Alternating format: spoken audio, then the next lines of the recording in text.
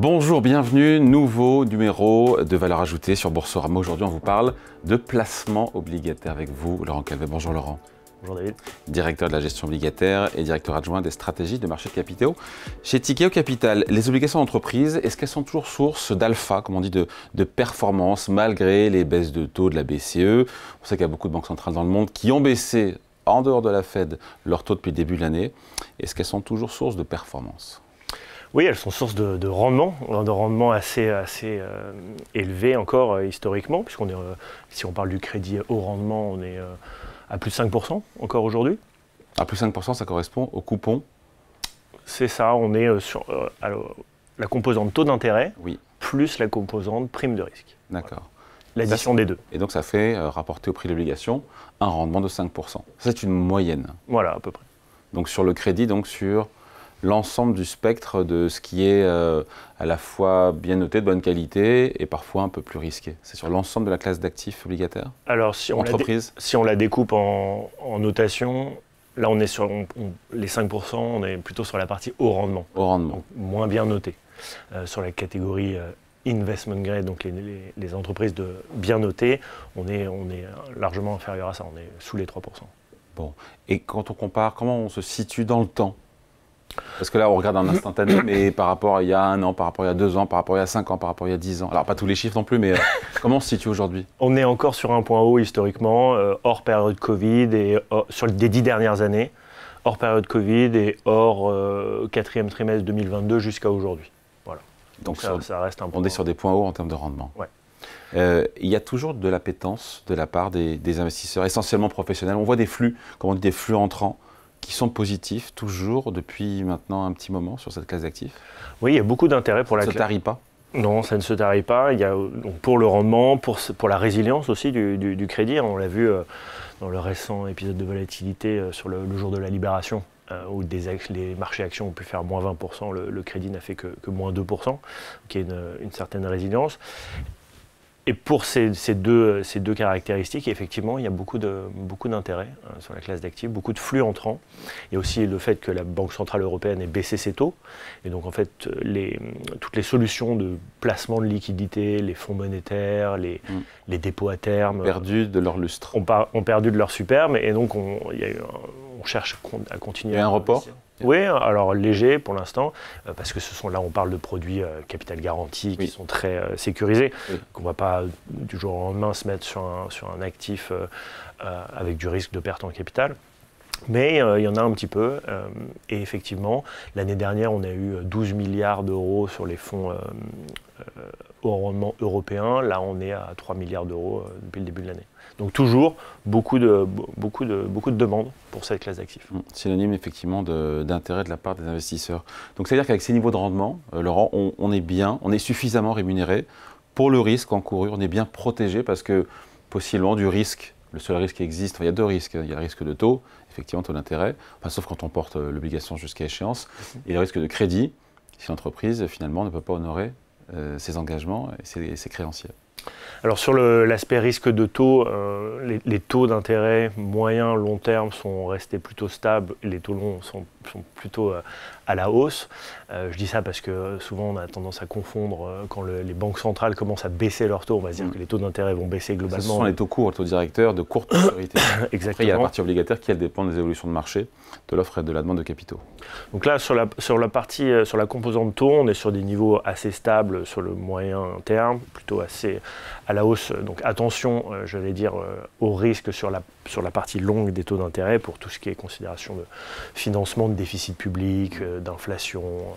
Enfin ça c'est ce qu'on appelle en mark-to-market, parce que quand on porte l'obligation encore une fois jusqu'au terme, à la rigueur on a plutôt intérêt à ce que la courbe des taux se tende, puisque quelque part on peut loquer, on peut capter un coupon plus élevé, un rendement plus élevé, si on conserve encore une fois. Voilà, tout à fait. Si on a la capacité de porter une obligation du Trésor américain ou du Trésor allemand pendant 30 ans, effectivement, à la fin, on perdra certainement. Et pareil aussi pour une obligation d'entreprise.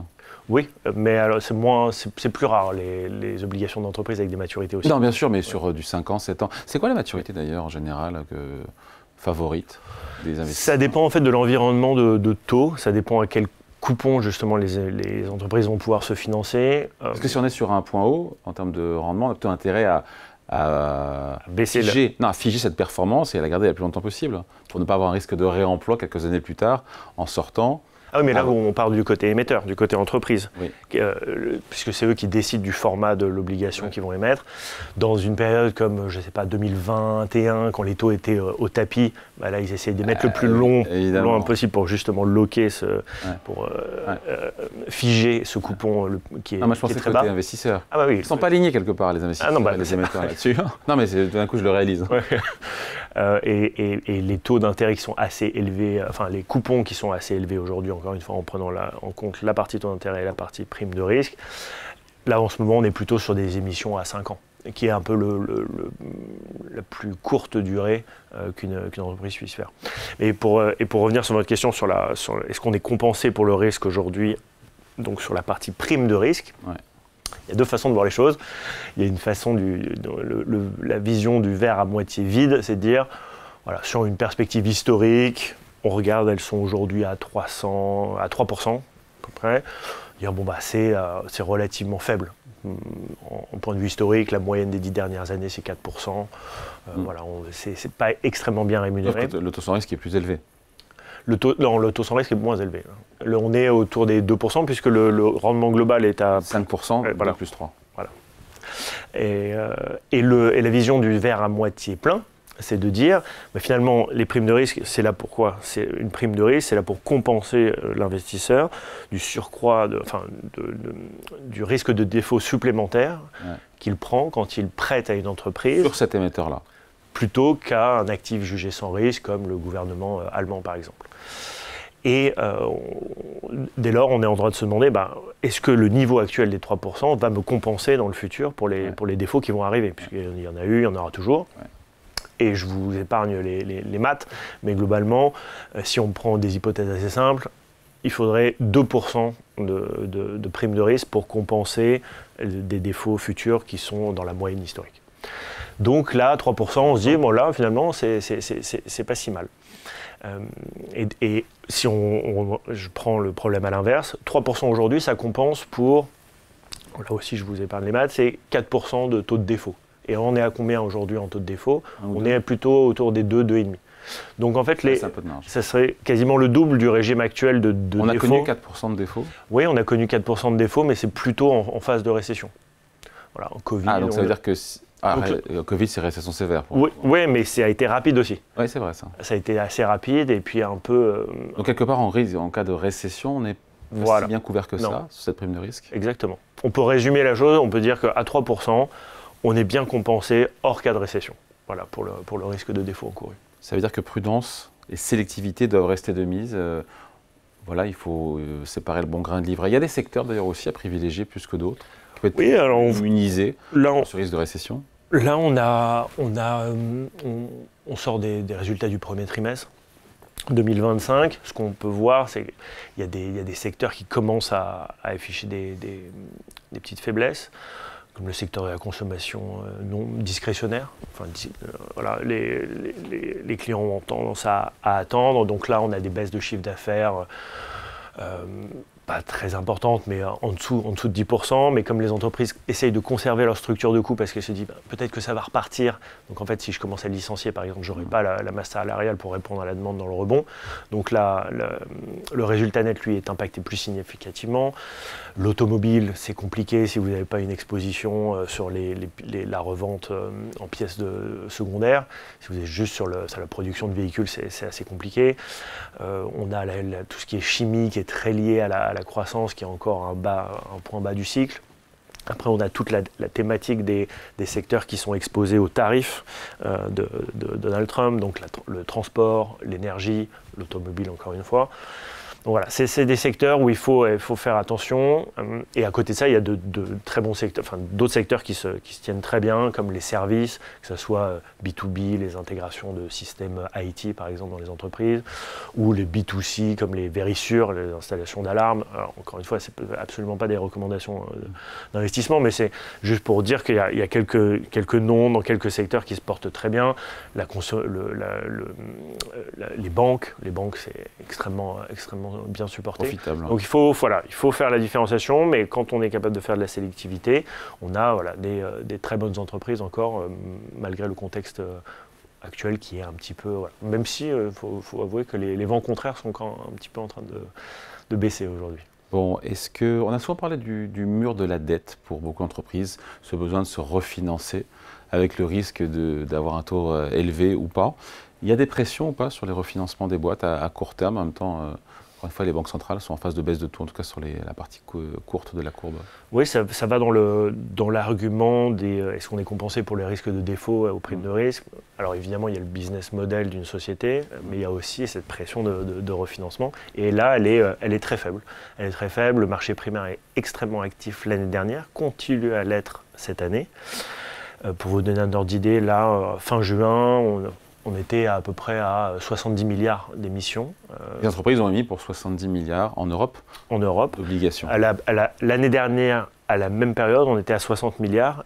Et l'année dernière, dans sa globalité, c'était la deuxième année la plus active de l'histoire du marché du crédit au rendement, avec plus de 100 milliards d'émissions.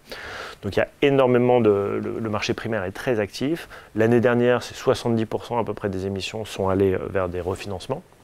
Là, cette année, on est plutôt à 50%. Il y a un petit peu plus...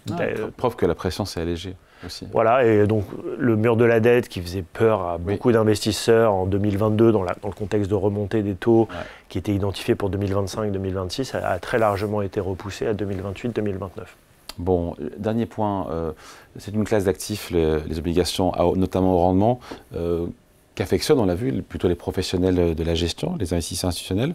Peut-être un petit peu moins les particuliers parce que c'est moins connu, c'est moins facile.